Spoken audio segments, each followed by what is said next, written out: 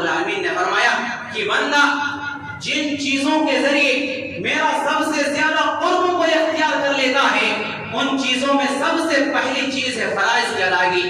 اگر انسان فرائض کی ادائیگی کرتا ہے انسان اللہ رب العالمین کا مقرب بندہ بن جاتا ہے.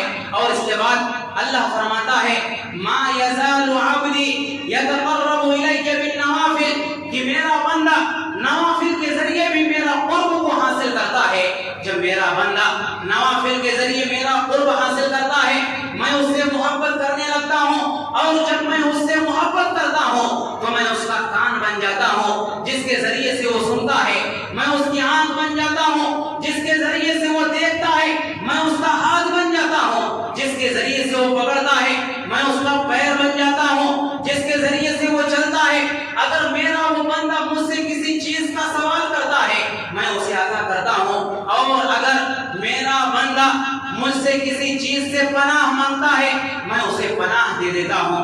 حضرات کیا مطلب ہے اس حدیث کا؟ کیا اللہ رب العالمین انسان کے اندر آ جاتا ہے؟ کیا اللہ رب العالمین انسان کے اندر حلول کر جاتا ہے جیسا کہ بعض لوگ کہتے ہیں؟ حضرات یہ اس کا معنی نہیں ہے. مطلب اس حدیث کا یہ ہے کہ جب ایک بندہ نوافل کے ذریعے اللہ رب العالمین کے قرب کو حاصل کرتا ہے تو اللہ رب العالمین اس سے محبت کرتا ہے اور جب اللہ اس سے محبت کرتا ہے تو وہ اپنے کانوں سے وہی چیز سنتا ہے جو اللہ کو پسند ہوتا ہے. وہ اپنی آنکھوں سے وہی چیز دیکھتا ہے جو اللہ پسند کرتا ہے. اپنی ہاتھوں سے وہی چیز پکڑتا ہے جو اللہ پسند کرتا ہے اور اپنے پیروں سے چل کر کے انہی مقامات پر جاتا ہے جہاں پر چل کر کے جانا اللہ کو پسند ہوتا ہے. حضرات یہ اس حدیث کا مطلب ہے. بسم اللہ الرحمن الرحیم والفجر وليال عشر والشفع والوتر. محترم سامعین کرام،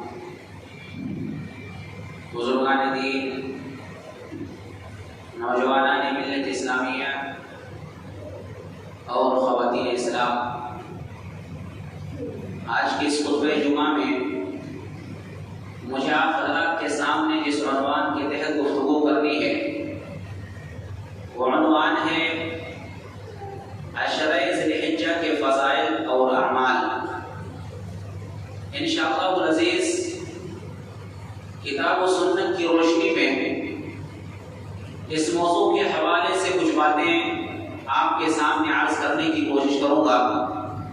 اللہ رب العالمین سے دعا ہے کہ رب العالمین مجھے حق بات کہنے، کتاب و سنت کے مطابق بیان کرنے، ہم سب کو حق بات سننے اور اس پر عمل کرنے کی توفیق عطا فرمائے. آمین. حضرات، اللہ رب العالمین نے بعض مہینے کو بعض مہینوں پر فضیلت اور فوقیت دی ہے. بعض دنوں کو بعض دنوں پر فضیلت اور فوقیت دی ہے. بعض راتوں کو بعض راتوں پر فضیلت اور فوقیت دی. سال کے سارے مہینے برابر نہیں ہیں، سال کے سارے ایام برابر نہیں ہیں، سال کی ساری راتیں برابر نہیں ہیں، بلکہ کچھ ایسے مہینے ہیں، کچھ ایسے ایام ہیں، کچھ ایسی راتیں ہیں جن کا مقام و مرتبہ اللہ رب العالمین کے نزدیک دیگر مہینوں اور دیگر ایام، دیگر راتوں کے مقابلے میں زیادہ ہے. ان ایام کے اندر نیکیوں کا اجر و ثواب انسان کو زیادہ ملتا ہے. حضرات، انہی ایام میں سے عشرہ ذی الحجہ بھی ہے.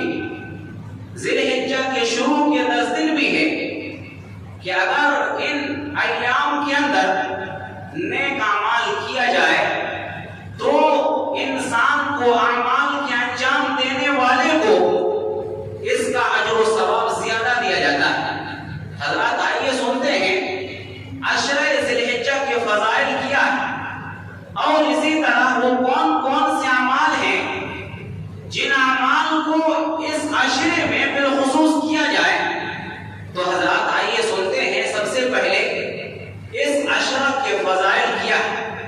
فضیلتوں کے تعلق سے سب سے پہلی بات آپ یاد رکھیں کہ عشرہ ذی الحجہ کے پہلی تاریخ سے لے کر کے 10ویں تاریخ تک جو ایام ہیں یہ وہ ایام ہیں جن کی اللہ رب العالمین نے قسم کھائی ہے۔ اللہ رب العالمین نے سورہ فجر کے اندر 30ویں پارے میں ارشاد فرمایا والفجر وليال عشر والشفع والوتر، اللہ نے فرمایا قسم ہے فجر کی اور قسم ہے 10 راتوں کی، والشفع والوتر اور قسم ہے جفت اور طاق کی۔ اس آیت کریمہ کے اندر اللہ رب العالمین نے قسم کھائی ہے 10 راتوں کی۔ مفسرین نے لکھا ہے کہ ان 10 راتوں سے مراد ذی الحجہ کی 10 راتیں ہیں۔ ذی الحجہ کی پہلی رات سے لے کر کے 10ویں رات تک یہ وہ راتیں ہیں جن کی اللہ رب العالمین نے قسم کھائی ہے۔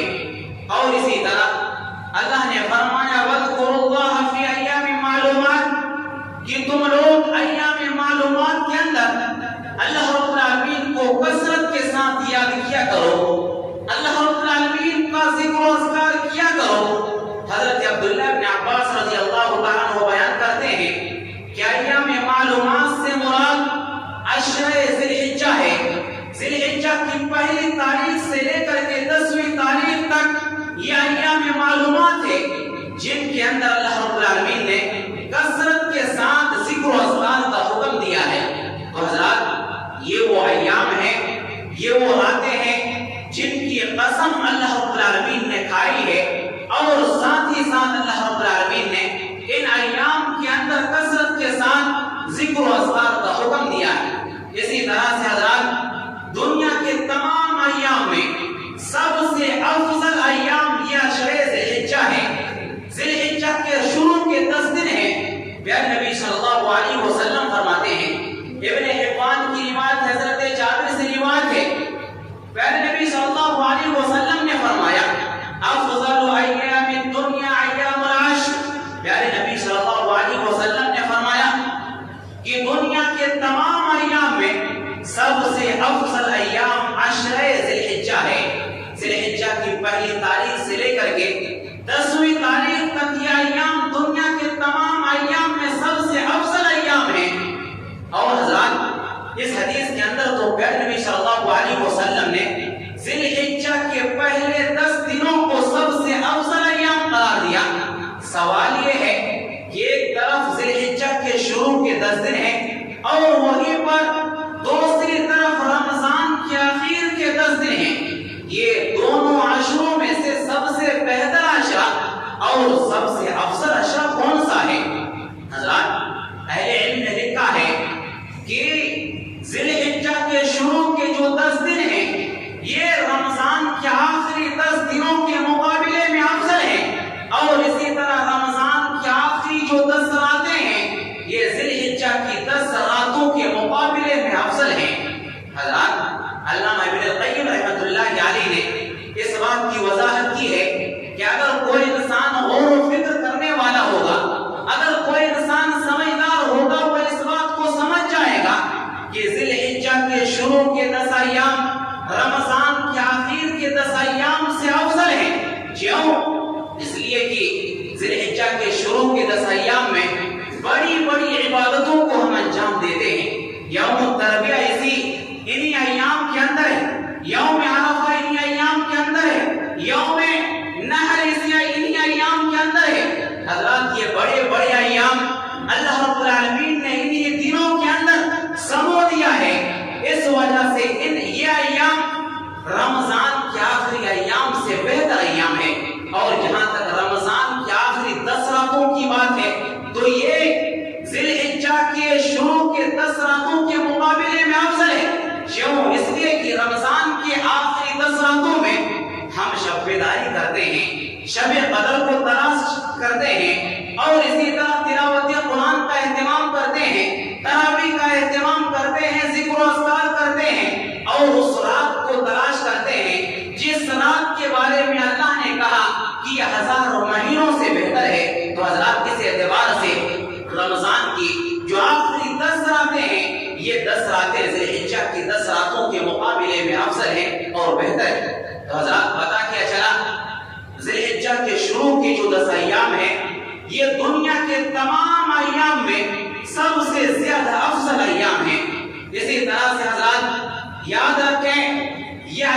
صرف افضل ہی نہیں ہے بلکہ ان ایام کے اندر کیے گئے اعمال اللہ کی نگاہ میں سب سے افضل اعمال ہیں، سب سے محبوب اعمال ہیں۔ مسند احمد کی روایت ہے، حضرت عبداللہ بن عباس رضی اللہ تعالیٰ عنہ سے روایت ہے، کہتے ہیں کہ امام کائنات جناب محمد رسول اللہ صلی اللہ علیہ وسلم نے ارشاد فرمایا ما من ایام العمل الصالح فيها احب الى الله من هذه الايام۔ پھر نبی صلی اللہ علیہ وسلم نے فرمایا کہ نیک اعمال کے لیے یہ ایام یعنی عشر ذی الحجہ کے ایام یہ سب سے بہتر ایام ہیں، یعنی ان ایام کے اندر جو اعمال کیے جائیں یہ اعمال بھی اللہ کی نگاہ میں سب سے افضل اور سب سے بہتر ہیں۔ حضرات صحابہ کرام نے سوال کیا یا رسول اللہ، یا اللہ کے رسول صلی اللہ علیہ وسلم، کیا جہاد فی سبیل اللہ سے بھی بڑھ کر ان ایام کے اعمال ہیں فضیلت کے اعتبار سے؟ تو پھر نبی صلی اللہ علیہ وسلم نے فرمایا کہ ہاں اے میرے صحابہ، ان ایام کے اندر جو اعمال انجام دیے جائیں ان کا اجر و ثواب جہاد فی سبیل اللہ سے بڑھ کر ہے، الا یہ کہ وہ انسان جو اللہ کی راہ میں جہاد کے لیے نکلے، اپنے مال کے ساتھ نکلے، دولت کے ساتھ نکلے، جان کے ساتھ نکلے اور مال راستے میں خرچ ہو جائے اور وہ میدان جنگ کے اندر شہید ہو جائے، یہ انسان اجر و ثواب میں بڑھ سکتا ہے۔ ورنہ بالعموم ان ایام کے اندر جو نیک اعمال کیے جاتے ہیں یہ نیک اعمال دنیا کے تمام اعمال میں سب سے بہتر اعمال ہیں اللہ کی نگاہ میں۔ اسی طرح سے حضرات پھر نبی صلی اللہ علیہ وسلم نے ایک اور حدیث کے اندر فرمایا ما من عمل ازكى عند الله ولا اعظم اجرا من خير يعلمه في عشر الاضحى۔ پھر نبی صلی اللہ علیہ وسلم نے فرمایا خیر کا کوئی بھی عمل ہو، بھلائی کا کوئی بھی عمل ہو جو عشر ذی الحجہ کے اندر کیا جائے، ذی الحجہ کی پہلی تاریخ سے لے کر کے 10ویں تاریخ تک جو بھلائی کا کام کیا جائے یہ اللہ رب العالمین کی نگاہ میں سب سے پاکیزہ عمل ہے، یہ اللہ رب العالمین کی نگاہ میں سب سے زیادہ اجر والا عمل ہے۔ یہی وجہ ہے کہ راوی حدیث بیان کرتے ہیں کہ حضرت سعید بن جبیر اذا دخل ایام العشر کہ جب ایام عشر کے اندر داخل ہوتے تھے اجتہد اجتہادا کثیرا، اللہ کی بہت زیادہ عبادت کرتے تھے، اتنی عبادت کرتے تھے، اتنی عبادت کرتے تھے کہ حتی ما یکاد یقدر علیہ کہ کوئی بھی انسان سعید بن زبیر کی طرح عبادت نہیں کر سکتا تھا۔ حضرات یہ ہمارے اسلاف کی تاریخ ہے، یہ ایام کی فضیلت ہے اور عشر ذی الحجہ کی فضیلت پیارے نبی صلی اللہ علیہ وسلم نے بیان کی۔ اس حدیث کے پیش نظر ہمارے اسلاف ان ایام کے اندر اس قدر عبادت کرتے تھے، ہماری بھی ذمہ داری ہے کہ ہم اپنے اسلاف کے نقش قدم پر چلتے ہوئے ان ایام کے اندر کثرت کے ساتھ اللہ رب العالمین کی عبادت کریں، اللہ رب العالمین کی بڑائی بیان کریں۔ اور اسی طرح سے حضرات یہ وہ ایام ہیں جن ایام کے اندر یوم عرفہ کا دن بھی آتا ہے اور اس کی خصوصی فضیلت پیارے نبی صلی اللہ علیہ وسلم نے بیان کی ہے۔ یہ یوم عرفہ حج بیت اللہ کے لیے اصل دن ہے، حج بیت اللہ کے لیے یوم عرفہ کو اصل دن قرار دیا گیا ہے۔ ابن ماجہ کی روایت ہے، ام عائشہ صدیقہ رضی اللہ تعالی عنہ بیان کرتی ہے کہ امام کائنات جناب محمد رسول اللہ صلی اللہ علیہ وسلم نے ارشاد فرمایا کہ اللہ رب العالمین سب سے زیادہ عرفہ کے دن اپنے بندوں کو جہنم کی آگ سے آزاد کرتا ہے۔ اللہ رب العالمین عرفہ کے دن آسمانی دنیا کی طرف نزول فرماتا ہے، اپنے بندے سے قریب ہوتا ہے اور فرشتوں کے سامنے فخر کرتے ہوئے کہتا ہے اے میرے فرشتے یہ دیکھو یہ حجاج کرام ہیں، یہ میرے بندے ہیں جو دور دراز سے سفر کر کے پراگندہ حالت میں غبار آلود حالت میں میرے پاس آئے ہوئے ہیں، یرجون رحمتی، یہ لوگ میری رحمت کے امیدوار ہیں، یہ لوگ میرے عذاب سے ڈرنے والے ہیں، حالانکہ انہوں نے اب تک مجھے دیکھا نہیں ہے۔ وَكَيْفَ فَكَيْفَ لَوْ رَأَوْنِي، اگر یہ میرے بندے مجھے دیکھ لیتے تو ان کی کیفیت کیا ہوگی، یہ کس قدر مجھ سے ڈرنا شروع کر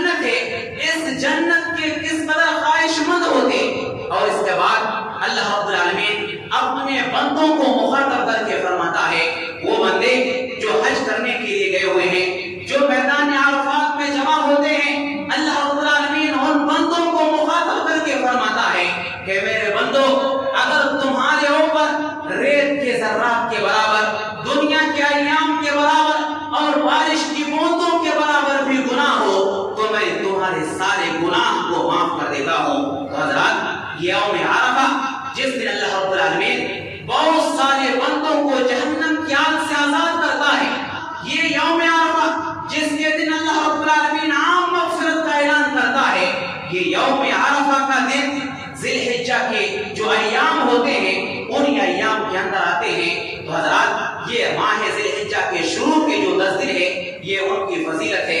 اسی طرح سے حضرات، انہی دنوں کے اندر ذی الحجہ کے جو شروع کے 10 دن ہیں انہی دنوں کے اندر یعنی 10واں دن یوم النحر بھی ہے، اور یوم النحر کی بھی بڑی فضیلت حدیث کے اندر آئی ہوئی ہے۔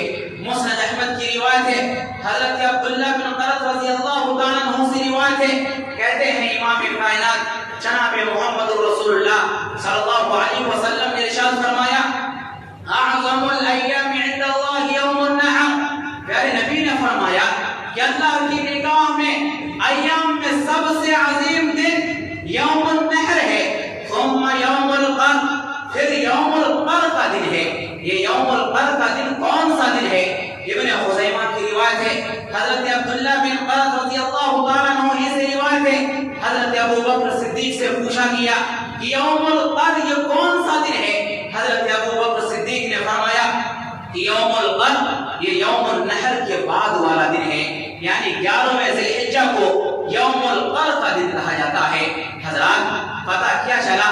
یوم النحر یہ دنیا کے تمام ایام میں سب سے افضل ایام ہے، سب سے افضل دن ہے، اور اس کے بعد والا جو دن ہے یعنی 11ویں ذی الحجہ کا جو دن ہے یہ اس کے بعد سب سے افضلیت والا دن ہے۔ اس سے اس بات کا اہل علم نے تذکرہ کیا ہے کہ اگر انسان یوم النحر کے دن قربانی کر لے تو یہ زیادہ اجر و ثواب کا باعث ہے، بالمقابل انسان 11ویں ذی الحجہ کو، 12ویں ذی الحجہ کو، 13ویں ذی الحجہ کو قربانی پیش کرے۔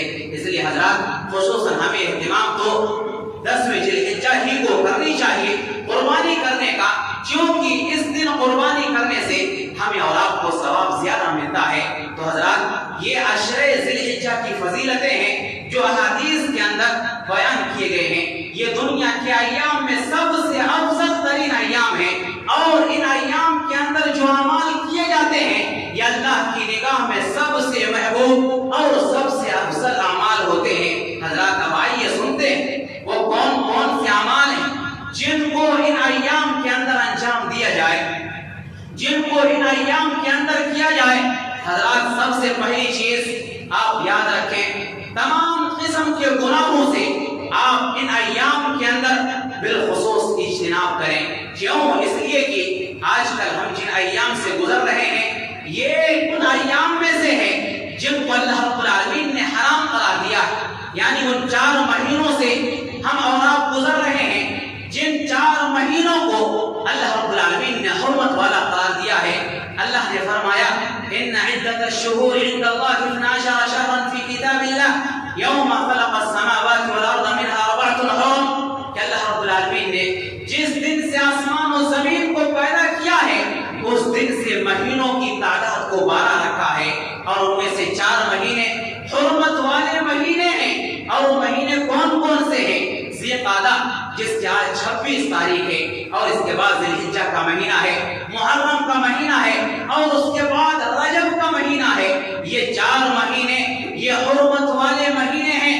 اللہ نے فرمایا، ذالک الدین القیم، یہی سیدھا دین ہے، فلا تظلموا فیہن انفسکم، ان مہینوں کے اندر تم اپنے نفسوں کے اوپر ظلم و زیادتی نہ کرو۔ یہ مہینے حرمت والے مہینے ہیں، ان کی حرمت کا تقاضا یہ ہے کہ ان مہینوں کے اندر گالی گلوچ سے، لڑائی جھگڑے سے، فتنہ و فساد سے، برائی کے امور سے کلی طور پر اجتناب کیا جائے، یہ ان مہینوں کا تقاضا ہے۔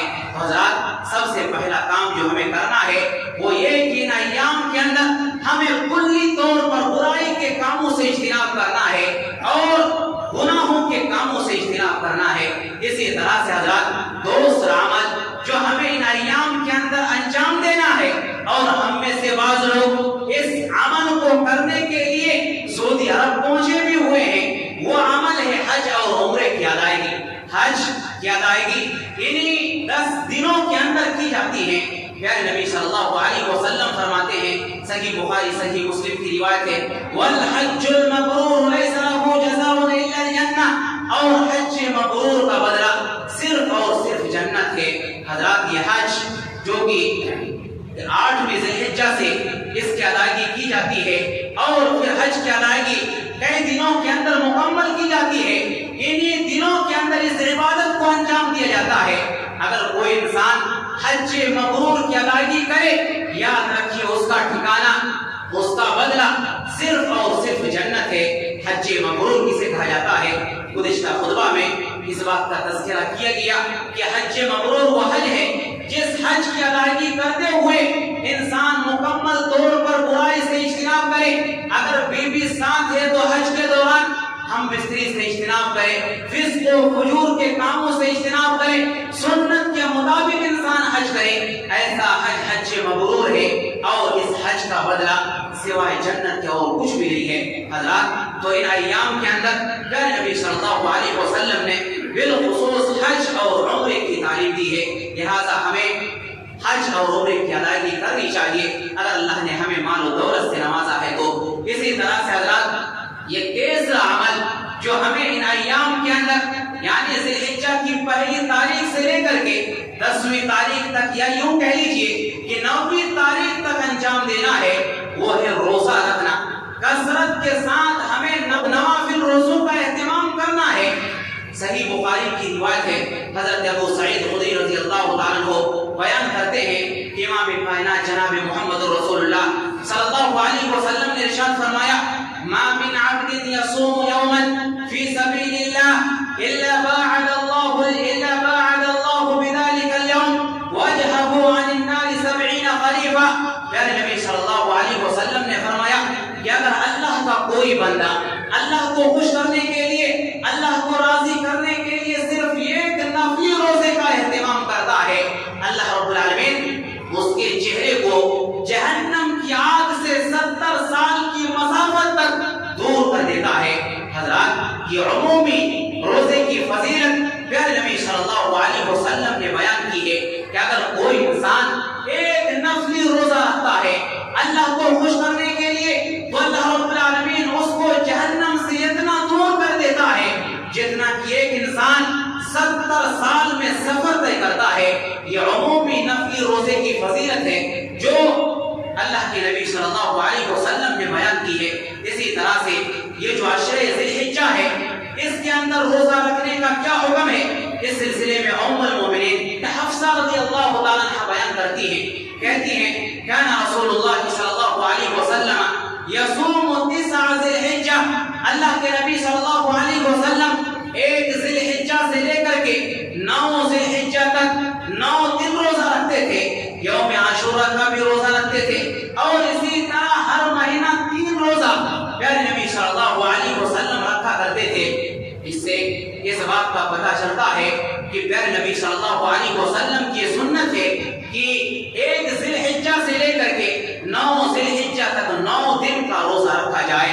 حضرات ایک اور حدیث ہے، ام المومنین ام عائشہ صدیقہ رضی اللہ تعالی عنہا بیان کرتی ہیں، ما رأیت رسول اللہ صلی اللہ علیہ وسلم صائما فی العشر قط، کہ میں نے اللہ کے نبی صلی اللہ علیہ وسلم کو ایام عشر کے درمیان کبھی بھی روزہ رکھتے ہوئے نہیں دیکھا۔ یعنی اما عائشہ کہتی ہیں کہ میں نے ذی الحجہ کے شروع تاریخ سے لے کر کے 10ویں تاریخ تک میں نے پیارے نبی کو کبھی بھی روزہ رکھتے ہوئے نہیں دیکھا۔ حضرات 2 طرح کی حدیث موجود ہے، ام المومنین حفصہ رضی اللہ تعالی عنہا بیان کرتی ہیں پیارے نبی صلی اللہ علیہ وسلم ذی الحجہ کی 1 تاریخ سے لے کر کے 9 تاریخ تک روزہ رکھا کرتے تھے۔ اما عائشہ کہتی ہیں کہ پیارے نبی صلی اللہ علیہ وسلم کو میں نے کبھی بھی عشر ذی الحجہ کے اندر روزہ رکھتے ہوئے نہیں دیکھا۔ دونوں احادیث ہیں، دونوں احادیث آپس میں ٹکرا رہی ہیں۔ حل کیا ہے؟ اہل علم نے اس کے بہت سارے حل پیش کیے ہیں، ان میں سے 2-4 4 چیزیں میں آپ کے سامنے بیان کرنا چاہتا ہوں۔ اہل علم نے لکھا ہے کہ اما عائشہ نے جو یہ بات کہی کہ میں نے پیارے نبی صلی اللہ علیہ وسلم کو عشرہ ذی الحجہ میں کبھی بھی روزہ رکھتے ہوئے نہیں دیکھا، اس کا مطلب یہ ہے کہ پیارے نبی صلی اللہ علیہ وسلم عشرہ ذی الحجہ میں جب کبھی بیمار ہوتے تھے یا سفر کی حالت میں ہوتے تھے، پیارے نبی صلی اللہ علیہ وسلم روزے کا اہتمام نہیں کرتے تھے۔ اور اسی طرح اہل علم نے یہ بھی لکھا ہے کہ اما عائشہ صدیقہ نے جو یہ بات کہی کہ میں نے پیارے نبی صلی اللہ علیہ وسلم کو ایام عشر کے درمیان روزہ رکھتے ہوئے نہیں دیکھا، اس کا مطلب یہ ہے کہ اما عائشہ کا نہ دیکھنا اس سے یہ لازم نہیں آتا کہ پیارے نبی صلی اللہ علیہ وسلم نے روزہ رکھا ہی نہیں ہے۔ پیارے نبی صلی اللہ علیہ وسلم نے روزہ تو رکھا ہے لیکن اما عائشہ کو اس بات کا علم نہیں تھا۔ حضرات اسی طرح تیسرا جواب جو اہل علم نے دیا ہے وہ یہ کہ یہ روزے فرض نہ ہو جائیں، اس لیے پیارے نبی صلی اللہ علیہ وسلم کبھی کبھار ایام عشر یعنی ذی الحجہ کے پہلے 9 دنوں کے اندر روزہ رکھتے تھے اور کبھی کبھار چھوڑ دیتے تھے اس ڈر سے کہ کہیں یہ روزے فرض نہ ہو جائیں۔ تو حضرات پتہ یہ چلا کہ پیارے نبی صلی اللہ علیہ وسلم ان ایام کے اندر کثرت کے ساتھ روزہ رکھا کرتے تھے، لہذا ہماری بھی ذمہ داری ہے کہ پیارے نبی صلی اللہ علیہ وسلم کی سنت پر عمل کرتے ہوئے ہم کثرت کے ساتھ روزے کا اہتمام کریں۔ اسی طرح سے حضرات اگر 9 روزہ یا پھر 8 روزہ ہم سے نہ ہو پائے تو بالخصوص ہم اور آپ عرفہ کے دن کا روزہ ضرور رکھیں۔ کیوں؟ اس لیے کہ اس کی بڑی فضیلت حدیث کے اندر آئی ہوئی ہے۔ پیارے نبی صلی اللہ علیہ وسلم فرماتے ہیں کہ اگر کوئی انسان یوم عرفہ کے دن کا روزہ رکھتا ہے، عرفہ کا ایک روزہ رکھ لیتا ہے تو اللہ رب العالمین اس ایک روزے کے نتیجے میں 1 سال اگلا اور 1 سال پچھلا 2 سال کے صغیرہ گناہوں کو اللہ رب العالمین معاف فرما دیتا ہے۔ حضرات یہ ایک روزہ رکھنے کی فضیلت ہے جو پیارے نبی صلی اللہ علیہ وسلم نے بیان کی ہے، اس لیے ہمیں بالخصوص عرفہ کے دن ضرور روزہ کا اہتمام کرنا چاہیے۔ اسی طرح سے حضرات 5ویں چیز جو ہمیں ان ایام کے اندر انجام دینا ہے، 5واں عمل، اور وہ ہے صدقہ و خیرات کرنا۔ جیسا کہ میں نے آپ کے سامنے اس بات کا تذکرہ کیا کہ ان ایام کے اندر جو بھی نیک اعمال کیا جائے، بھلائی کا جو بھی عمل کیا جائے، اللہ رب العالمین کے نزدیک وہ اعمال سب سے زیادہ محبوب ہوتے ہیں۔ اس لیے ہماری ذمہ داری بنتی ہے کہ جو 10 ایام ہیں ان کے اندر کثرت کے ساتھ صدقہ و خیرات بھی کیا جائے۔ اللہ رب العالمین نے قرآن میں فرمایا یا ایھا الذین آمنوا انفقوا مما رزقناکم من قبل ان یأتی یوم لا بیع فیہ ولا خلہ ولا شفاعۃ والکافرون هم الظالمون۔ اے ایمان والو، ہم نے جو تمہیں رزق دیا ہے ان میں سے تم خرچ کرو قبل اس کے کہ قیامت تمہارے پاس آ جائے۔ وہ دن تمہارے پاس آ جائے جس دن تجارت کوئی فائدہ نہیں دے گی، جس دن دوستی کسی کو کوئی فائدہ نہیں دے گی، جس دن شفاعت کوئی فائدہ نہیں دے گی۔ والکافرون هم الظالمون، اور کافر لوگ یہ تو ظالم ہی ہیں جو قیامت کا انکار کرتے ہیں۔ تو حضرات قیامت کے دن کے آنے سے پہلے ہماری ذمہ داری ہے کہ ہم صدقہ و خیرات کریں، ان مالوں میں سے خرچ کریں جن مالوں کو اللہ نے ہمیں اور آپ کو دیا ہے، اور بالخصوص اگر ہم ذی الحجہ کے شروع کے 10 دنوں کے اندر ہم اپنے مال کو خرچ کرتے ہیں تو یاد رکھیے اس کا اجر و ثواب اللہ رب العالمین ہمیں اور آپ کو بڑھا چڑھا کر کے دیتا ہے۔ اسی طرح سے حضرات ہماری اور آپ کی یہ 6ٹھی ذمہ داری ہے کہ ہم نمازوں کا اہتمام کریں۔ کون سی نماز؟ فرض نماز کی ادائیگی تو ہمیں کرنے کی، سال کے 12 مہینوں کے اندر ہمیں 5 وقتہ نمازوں کی، جن نمازوں کو اللہ نے فرض قرار دیا ہمیں ان نمازوں کی ادائیگی کرنے کی ہے، اس سے کوئی چھٹکارا نہیں ہے، لیکن فرائض کی ادائیگی کے ساتھ ساتھ ہم نوافل کا بھی اہتمام کریں۔ کیوں؟ اس لیے کہ نوافل کے ذریعے ایک انسان اللہ رب العالمین کے قرب کو حاصل کر لیتا ہے۔ صحیح بخاری کی روایت ہے، اللہ کے نبی صلی اللہ علیہ وسلم فرماتے ہیں کہ اللہ عز و جل فرماتا ہے، یعنی یہ حدیث قدسی ہے، اللہ عز و جل فرماتا ہے کہ من عادى لي وليا فقد آذنته بالحرب۔ اللہ رب العالمین نے فرمایا کہ جو انسان میرے ولی کے ساتھ دشمنی کرتا ہے میں اس کے ساتھ اعلان جنگ کرتا ہوں۔ حضرات بعض لوگوں کا یہ عقیدہ ہے، بعض لوگ یہ فکر رکھتے ہیں کہ اہل حدیث لوگ یا اولیاء اللہ سے محبت نہیں کرتے، یہ اہل حدیث یا اولیاء اللہ کے دشمن ہیں، یہ بعض لوگوں کا کہنا ہے، لیکن حضرات آج ہم اس بات کا پیغام آپ کو دینا چاہتے ہیں کہ ہم اولیاء اللہ کے دشمن نہیں، بلکہ اہل الحدیث کا مسلک یہ ہے، اہل الحدیث کا منہج یہ ہے کہ اللہ نے فرمایا من عادى لي وليا، کہ جو انسان، اللہ کہتا ہے جو انسان میرے ولی سے دشمنی کرے میں اس سے اعلان جنگ کرتا ہوں۔ جو انسان اولیاء اللہ سے دشمنی رکھتا ہے وہ اللہ کا دشمن ہے اور وہ اہل الحدیث کا دشمن ہے۔ حضرات یاد رکھیں، لیکن ہم اولیاء اللہ سے محبت کرتے ہیں، محبت کے جو تقاضے قرآن اور حدیث کے اندر موجود ہیں ان تقاضوں کے مطابق ہم اولیاء اللہ سے محبت کرتے ہیں۔ جیسے دوسرے لوگ اولیاء اللہ سے محبت کا اظہار کرتے ہیں، ہم ویسے محبت نہیں کرتے، بلکہ ہم اولیاء اللہ سے اس انداز سے محبت کرتے ہیں جس انداز سے محبت کرنے کی تعلیم پیارے نبی صلی اللہ علیہ وسلم نے ہمیں دی ہے اور اللہ رب العالمین نے ہمیں دی ہے۔ اللہ رب العالمین نے فرمایا کہ بندہ جن چیزوں کے ذریعے میرا سب سے زیادہ قرب کو اختیار کر لیتا ہے ان چیزوں میں سب سے پہلی چیز ہے فرائض کی ادائیگی۔ اگر انسان فرائض کی ادائیگی کرتا ہے انسان اللہ رب العالمین کا مقرب بندہ بن جاتا ہے، اور اس کے بعد اللہ فرماتا ہے ما یزال عبدی یتقرب الی بالنوافل، کہ میرا بندہ نوافل کے ذریعے بھی میرا قرب کو حاصل کرتا ہے۔ جب میرا بندہ نوافل کے ذریعے میرا قرب حاصل کرتا ہے میں اس سے محبت کرنے لگتا ہوں، اور جب میں اس سے محبت کرتا ہوں تو میں اس کا کان بن جاتا ہوں جس کے ذریعے سے وہ سنتا ہے، میں اس کی آنکھ بن جاتا ہوں جس کے ذریعے سے وہ دیکھتا ہے، میں اس کا ہاتھ بن جاتا ہوں جس کے ذریعے سے وہ پکڑتا ہے، میں اس کا پیر بن جاتا ہوں جس کے ذریعے سے وہ چلتا ہے۔ اگر میرا وہ بندہ مجھ سے کسی چیز کا سوال کرتا ہے میں اسے عطا کرتا ہوں، اور اگر میرا بندہ مجھ سے کسی چیز سے پناہ مانگتا ہے میں اسے پناہ دے دیتا ہوں۔ حضرات کیا مطلب ہے اس حدیث کا؟ کیا اللہ رب العالمین انسان کے اندر آ جاتا ہے؟ کیا اللہ رب العالمین انسان کے اندر حلول کر جاتا ہے جیسا کہ بعض لوگ کہتے ہیں؟ حضرات یہ اس کا معنی نہیں ہے۔ مطلب اس حدیث کا یہ ہے کہ جب ایک بندہ نوافل کے ذریعے اللہ رب العالمین کے قرب کو حاصل کرتا ہے تو اللہ رب العالمین اس سے محبت کرتا ہے، اور جب اللہ اس سے محبت کرتا ہے تو وہ اپنے کانوں سے وہی چیز سنتا ہے جو اللہ کو پسند ہوتا ہے، وہ اپنی آنکھوں سے وہی چیز دیکھتا ہے جو اللہ پسند کرتا ہے، اپنی ہاتھوں سے وہی چیز پکڑتا ہے جو اللہ پسند کرتا ہے، اور اپنے پیروں سے چل کر کے انہی مقامات پر جاتا ہے جہاں پر چل کر کے جانا اللہ کو پسند ہوتا ہے۔ حضرات یہ اس حدیث کا مطلب ہے، یہ اس حدیث کا مطلب یہ بتا نہیں ہے کہ انسان کے اندر اللہ رب العالمین حلول کر جاتا ہے۔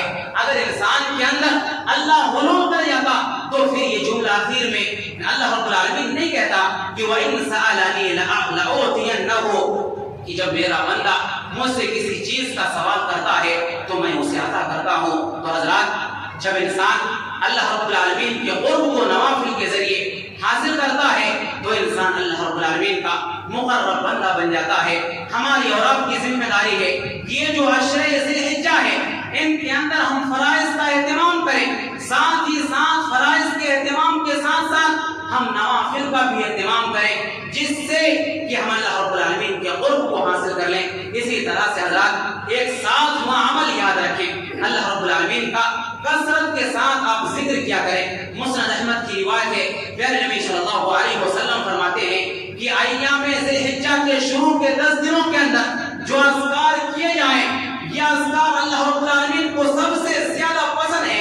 پیارے نبی صلی اللہ علیہ وسلم نے فرمایا کہ تم کثرت کے ساتھ لا الہ الا اللہ پڑھا کرو، کثرت کے ساتھ تم اللہ اکبر اور الحمدللہ پڑھا کرو۔ اگر ان اذکار کا تم ورد کرتے رہو گے تو تمہیں اللہ رب العالمین کی معیت نصیب ہو جائے گی، اور جس انسان کو اللہ رب العالمین کی معیت نصیب ہو جائے یاد رکھیے اس انسان کے پاس اللہ کی مدد آتی ہے، اللہ کی نصرت آتی ہے۔ پیارے نبی صلی اللہ علیہ وسلم کی حدیث ہے، صحیح بخاری کے اندر یہ روایت موجود ہے، اللہ عز و جل کہتا ہے کہ میں اپنے بندے کے گمان کے مطابق میں اپنے بندے کے پاس ہوتا ہوں۔ جب میرا بندہ مجھے اپنے نفس کے اندر یاد کرتا ہے میں اس کو اپنے نفس کے اندر یاد کرتا ہوں، جب میرا بندہ مجھے اپنی جماعت کے اندر کر یاد کرتا ہے، میں اس بندے کا تذکرہ فرشتوں کی مجلس کے اندر کرتا ہوں۔ جب میرا بندہ میری طرف ایک بالش چل کر کے آتا ہے، میں اس کی طرف ایک ہاتھ چل کر کے آتا ہوں، اور جب میرا بندہ ایک ہاتھ میری طرف چل کر کے آتا ہے تو میں اس کی طرف ایک ذرا یعنی ایک بازو چل کر کے جاتا ہوں، اور جب میرا بندہ میری طرف چلتے ہوئے آتا ہے تو میں اس کی طرف دوڑتے ہوئے جاتا ہوں۔ حضرات، یہ وہ اذکار ہیں جن کی فضیلت یہ بیان کی گئی ہے کہ اگر کوئی انسان ان اذکار کا اہتمام کرے، اس انسان کو اللہ رب العالمین کی معیت نصیب ہوتی ہے، اور جس انسان کو اللہ کی معیت نصیب ہو جائے اس انسان کے پاس اللہ کی مدد آتی ہے، اللہ کی نصرت آتی ہے۔ پیارے نبی صلی اللہ علیہ وسلم کی وہ حدیث، ہجرت کے موقع سے پیارے نبی نے حضرت ابو بکر سے فرمایا کہ لا تحزن ان اللہ معنا، یا ابو بکر تم غم نہ کرو، اللہ ہمارے ساتھ ہے۔ جس کے ساتھ اللہ ہو دنیا کی کوئی طاقت اس کا کچھ بگاڑ نہیں سکتی ہے۔ حضرات، یہ اللہ رب العالمین کی معیت نصیب ہوتی ہے ان اذکار کے ذریعے۔ اسی طرح سے حضرات، یہ جو ذکر الہی ہے میزان پر سب سے زیادہ وزنی ہوتی ہے۔ آسمان و زمین کے درمیان جو خلا ہے، اس خلا کو ان اذکار کے اجر و ثواب سے بھر دیا جاتا ہے۔ پیارے نبی فرماتے ہیں الطہور شطر الایمان، یہ پاکی آدھا ایمان ہے۔ والحمدللہ، اور الحمدللہ اس کے ذریعے سے میزان کو اجر و ثواب سے بھر دیا جاتا ہے۔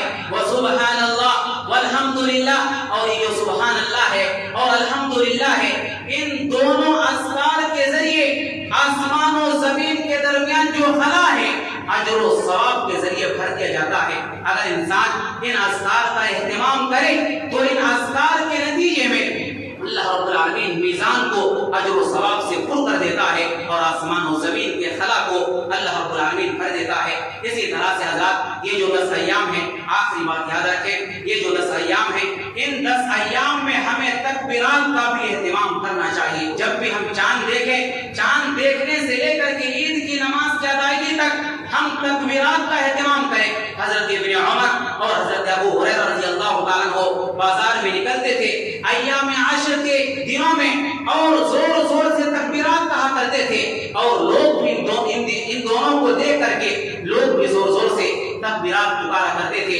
حضرات، تکبیرات کے جو الفاظ حدیث کے اندر وارد ہوئے ہیں، ان میں سے ایک الفاظ جو بہت ہی معروف و مشہور الفاظ ہے، اللہ اکبر اللہ اکبر، لا الہ الا اللہ واللہ اکبر اللہ اکبر وللہ الحمد۔ جب بھی ہم چاند دیکھیں، چاند دیکھنے کے بعد ہی سے لے کر کے ہم ان تکبیرات کا اہتمام شروع کر دیں۔ اور اسی طریقے سے حضرات، ایک نوع عمل جو قربانی کے طور پر ہم کرتے ہیں، انشاءاللہ العزیز آئندہ خطبہ جمعہ کے اندر قربانی کے احکام و مسائل کے تعلق سے کچھ باتیں آپ کے سامنے عرض کرنے کی کوشش کروں گا۔ تو حضرات، عشر ذی الحجہ کی یہ فضائل تھے اور یہ کرنے والے اعمال تھے جس کا تذکرہ میں نے احادیث کی روشنی میں آپ کے سامنے کیا ہے۔ ہم آخر میں اللہ رب العالمین سے دعا کرتے ہیں کہ اللہ تو ہم تمام لوگوں کو کتاب اللہ اور سنت رسول اللہ کے مطابق زندگی گزارنے کی توفیق عطا فرما۔